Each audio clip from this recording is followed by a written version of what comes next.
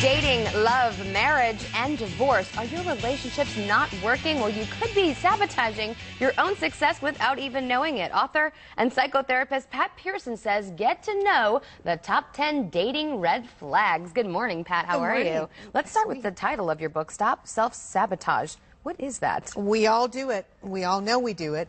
It's the way we make sure we don't get what we most want. It's the way we snatch defeat from the jaws of victory. You say you want a good relationship, and then you get in it, and you make sure you don't keep it. This happens over and over again. So maybe it's not only the people that we're choosing, but we've got to take a good hard look at ourselves to say, why are we falling into these patterns? Why are we dating those who are just not maybe emotionally available or good choices for us? Well, that's exactly right, Amy. You know, there are 5 sabotage strategies, and these are the ways that we make sure we trip ourselves up and get what we don't want in our relationships. You know, I believe you have a deserve level, and that deserve level sets your bar, if you will, about what you allow yourself to have. And if you don't believe you deserve it, you won't let yourself either get the good relationship, or if you do get it, you won't let yourself keep it. And one of the big things people do is they settle for less. That's one of the strategies. You know, we say there's no good men left, so I better take this one, you know, and try to work him, you know, work around him. I'm going to change him. That's right. It's a big one, too, I bet. Oh, sure. Absolutely. And, you know, I'm going to fall in love with potential. Well, rocks have potential. You know, everybody has potential.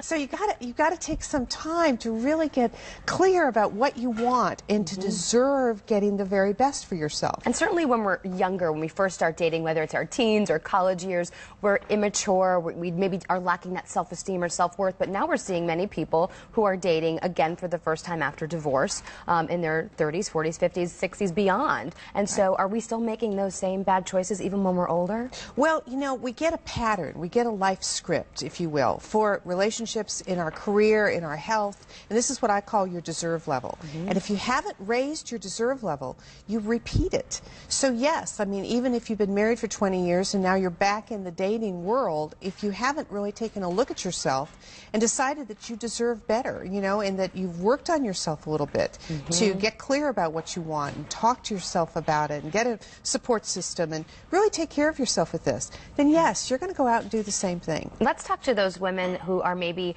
focusing on their careers first. So many women and men alike are waiting to get married because they're focusing on their careers or other interests. They're in their 30s, they're in their 40s. Speak to those women, and what would you say to them about choosing a husband and someone they want to be in a serious relationship with? Well, I'd say number one, take some time and go internal. Just take some time with yourself. You know, when I was dating, I wrote down a list of 40 things I wanted in a man.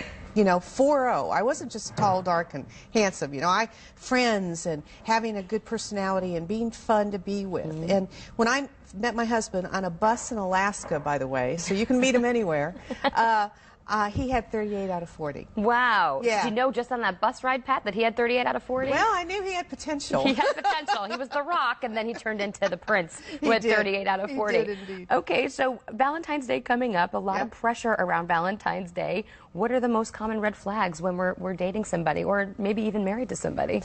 Well, the real thing that we have to make sure we're sure of is that how do we feel when we're with them? You know, if we feel that they're distracted, that they don't care, that they're not engaged, we're probably right, you know?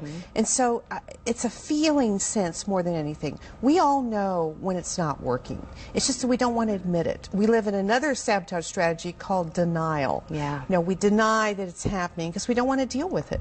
But I think that the real issue is that you know when it's going right. You know when it feels right, and you know when it doesn't. And for most women, I think that we tend to let ourselves deserve too little. That we've got to set our standards higher and care a little bit more about ourselves. And if we do that, then the people we're with will reflect that caring. So maybe this is a good gift for someone if you know somebody in your life who's maybe making some bad choices, maybe not with the ideal mate.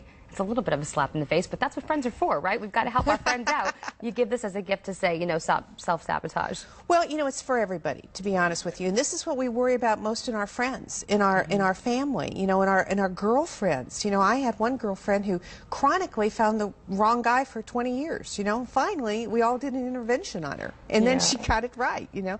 But you're a good friend to have. If someone's going to do an intervention, you want Pat Pearson to help you out. Thanks for stopping by GMT today and sharing your book with us. Again, the title of Pat Pearson's book is Stop Self-Sabotage, and you can find it in all major bookstores. Paige?